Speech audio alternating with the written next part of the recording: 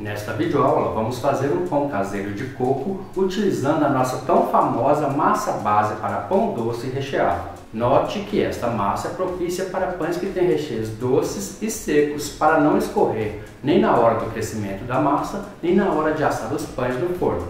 Portanto, divirta-se e fique até o final do vídeo porque hoje tem pão caseiro de coco.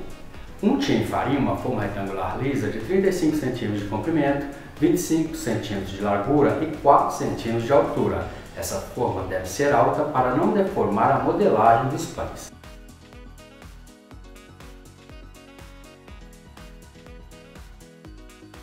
Bata em um recipiente um ovo inteiro com uma colher de chá de açúcar, uma colher de chá de óleo e uma colher de chá de leite. Reserve, pois este ovo batido usaremos para pincelar os pães antes de assar.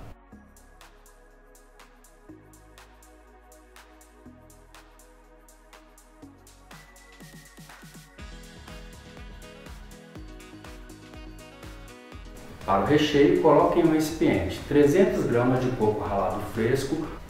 Retire, antes de hidratar o coco ralado, cerca de 50 gramas deste coco para ser usado para polvilhar na superfície dos pães antes de assar.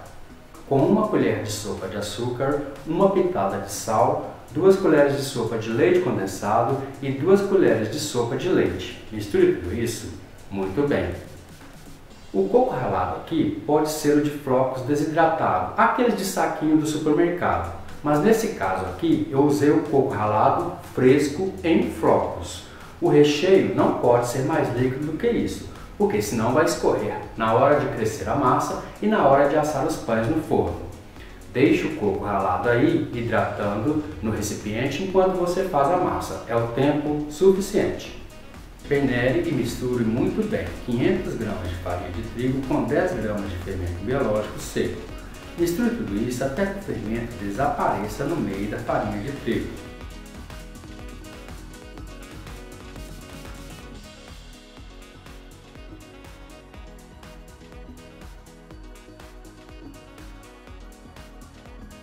Em um recipiente, coloque 2 ovos inteiros, 200 gramas de açúcar, uma colher de chá de sal, 100 gramas de manteiga em ponto de pomada e 20 ml de óleo. Misture tudo isso muito bem até formar um creme bem liso.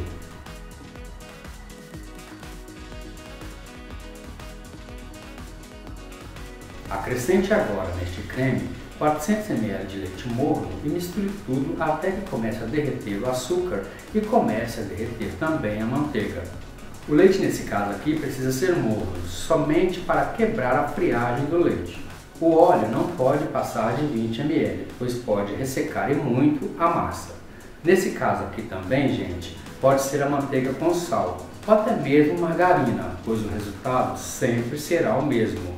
Pois nesse caso aqui da manteiga, eu só vou precisar da gordura. Portanto, margarina ou manteiga para mim vai servir muito bem. Agora, coloque neste creme e de uma só vez a mistura de farinha de trigo peneirada juntamente com fermento biológico seco. Misture muito bem e lembre-se que quanto mais liso ficar este creme, mais lisa e com formação de glúten perfeito ficará a massa no final da sova.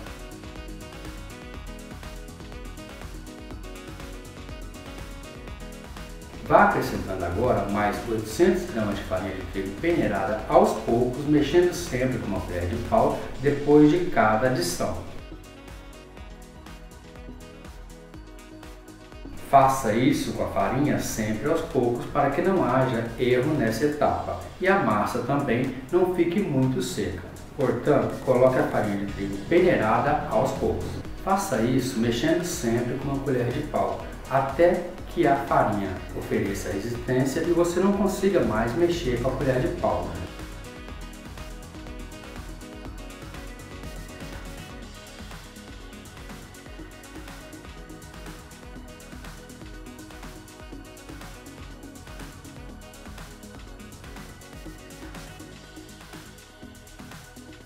Nesse momento, comece a sovar a massa com as pontas dos dedos. Depois de alguns minutos, passe a sovar com as mãos até que a massa desgrude das laterais do recipiente e comece também a desgrudar das mãos.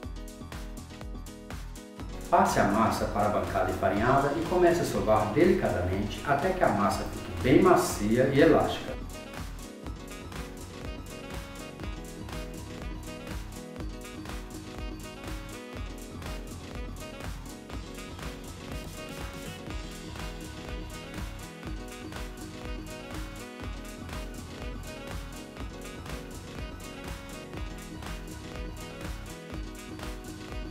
Abra a massa com as pontas dos dedos, começando pelo centro.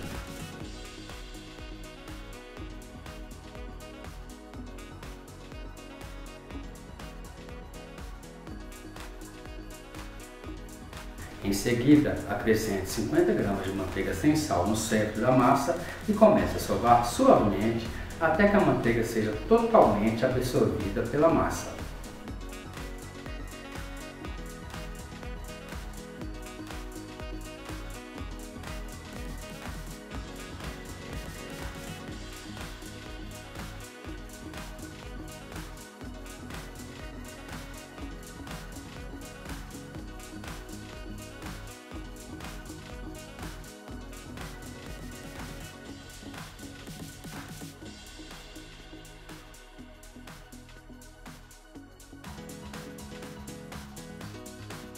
Pincele óleo em um recipiente.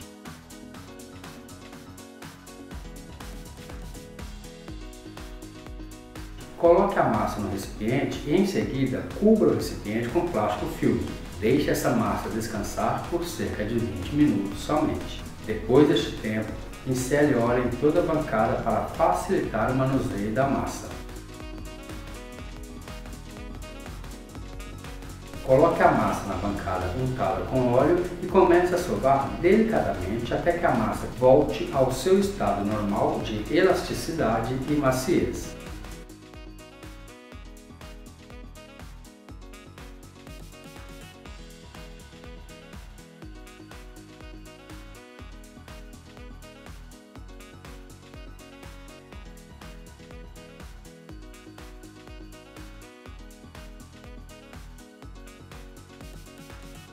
Divida esta massa em duas partes iguais.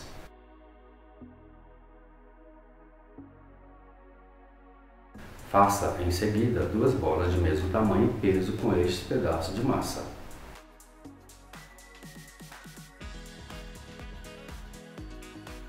Abra cada massa individualmente em um retângulo de 40 cm de comprimento por 20 cm de largura.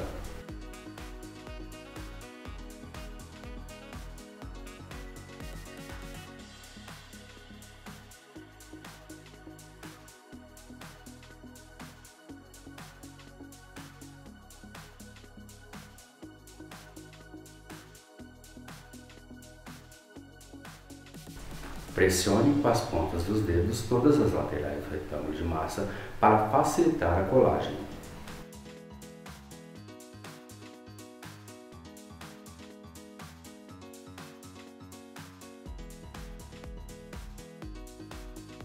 Pincele em toda a superfície da massa já aberta em retângulo a mistura de ovo batido, inclusive nas laterais. Agora coloque na superfície do retângulo de massa já aberto a metade do recheio de coco ralado em flocos. O recheio de coco aqui, gente, deve ser dividido em duas partes iguais, pois com essa massa faremos 2 pães, tá bom, gente? Nivele bem. Respeite 1 centímetro de cada lateral sem recheio. Isso vai facilitar na hora de enrolar a massa e evitar que o recheio vaze na hora da massa crescer e na hora da massa assar no forno. Comece a enrolar a massa no sentido do comprimento.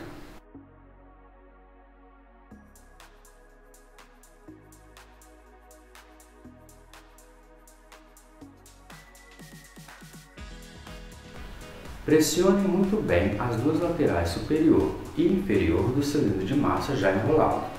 Feche bem as laterais. Deixe o cilindro de massa sempre com as dobras para baixo. Faça tudo isso também com a outra bola de massa. Acompanhe.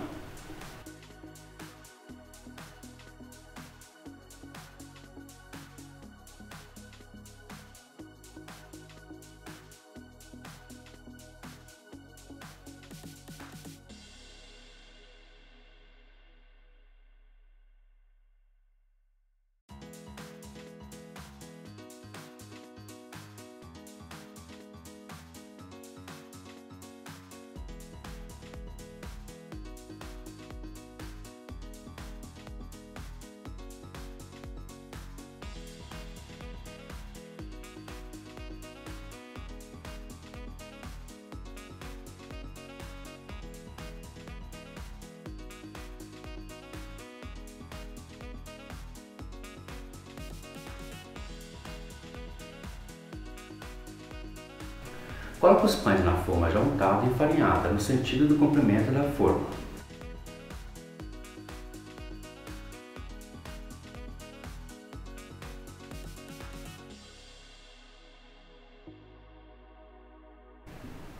Agora, faça 5 cortes transversais na superfície de cada pão, de modo que sejam os cortes sempre no meio dos pães, para que os cortes fiquem do mesmo tamanho e na mesma distância.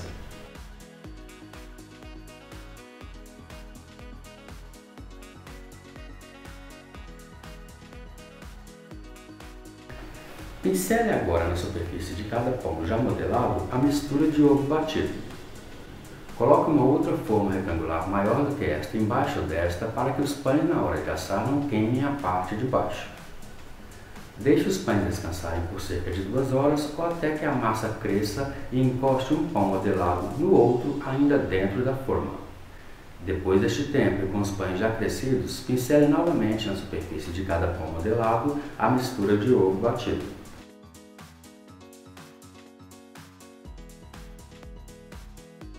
Salpique agora, antes de assar, o coco ralado reservado no começo da receita.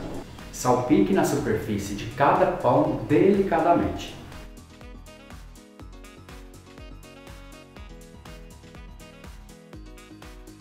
Leve os pães para assar em forno pré-aquecido a 200 graus por cerca de 40 minutos ou até dourar levemente a superfície de cada pão.